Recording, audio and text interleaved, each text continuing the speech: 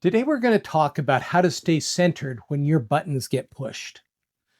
There's no shortage of leadership advice out there about strategy, vision, and execution.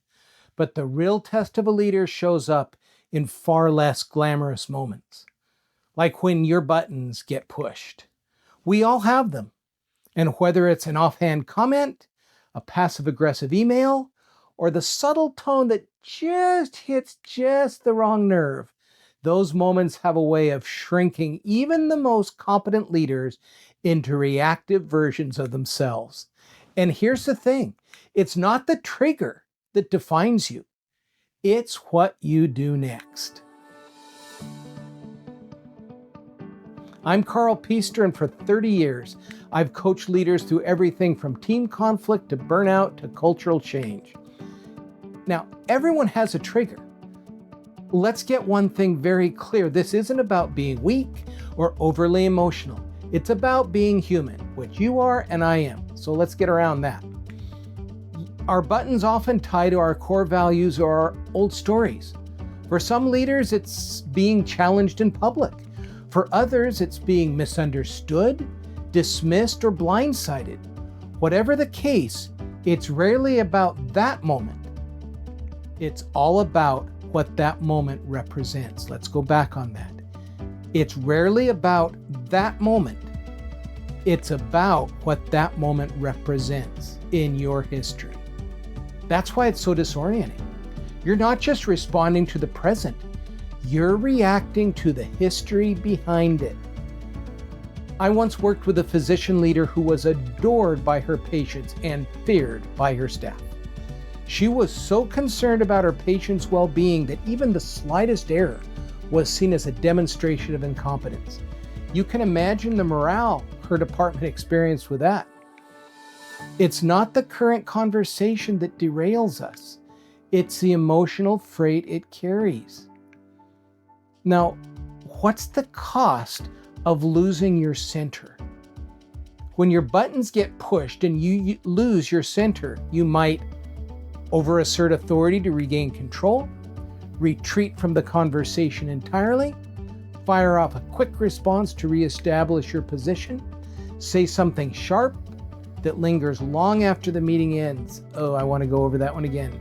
Say something sharp that lingers long after the meeting ends. You might forget it, but the receiver usually has a much longer memory than you do. So the damage? Trust erodes, relationships tense up, and most importantly, you lose influence. Not because you were wrong, but because you lost your footing. Staying centered does not mean staying silent. It means staying aligned with who you want to be, not just what you want to win. Now, some people say leaders are born. Let me just state clearly, in my opinion, centered leadership is trained, not born. If you think staying centered is about personality, think again. Some of the most reactive leaders I've coached have also been the most committed to growth. This is not about natural calm. It is about learned presence. This is not about natural calm. This is about learned presence, and it is learnable. Here's how strong leaders train for it. You've got to name your buttons before they're pushed. You can't manage what you don't understand. Take some time to identify the situation that consistently knock you off balance. Ask yourself, when do I feel dismissed? What feedback do I take personally even when I shouldn't? When do I feel like I have something to prove? This isn't about shame, it's about clarity. Knowing your triggers gives you a chance to meet them with intention rather than instinct. Next step is to interrupt that spiral. You know, that vortex when you feel like you're going downhill? When you feel your pulse rise, when the adrenaline hits, you have a choice. Don't say the next thing. Don't hit send on the email. Don't write the Slack reply. Instead, interrupt the pattern. Some leaders pause and take a breath. Some step out of the room for a few minutes. Some use centering phrases like, "This is data, not danger." You don't have to pretend it doesn't bother you, because it does bother you. You just have to own how you respond to it. Let's say that again. Don't pretend it doesn't bother you, because it bothers you. It bothers me. We're human. We just have to own how we respond to it. And you can do that by asking a grounding question. One of the best tools I've seen leaders use in the moment of stress is this little self-prompt. What would the best version of me do here? What would the best version of me do right now? What's more important, being right, what you think is right, or being effective? Will this matter tomorrow? Those aren't throwaway lines. These are reset buttons for your brain. They give you just enough space to move from reaction to response. And use curiosity as a shield. Nothing disarms a triggering moment like curiosity. It puts you back in control. Instead of defending yourself, try, say more about what's behind that thinking. Help me understand your perspective. And you've got to watch your tone there. Your perspective is not the right tone. Truly, help me understand your perspective. Another question. What is the thing you're most concerned about in this situation? It's hard to feel attacked when you're in inquiry mode. Curiosity puts you back in the driver's seat, not to control the other person, but to anchor yourself. Give yourself time to learn about the situation that's triggering you. And then afterwards, debrief. Don't dwell on it. After the moment has passed, don't brush it off. Instead, ask, what got me triggered there? What was I protecting? How did I handle it? What would I do differently next time? How did I misread history there? Because remember, we react due to history, rarely because of the present.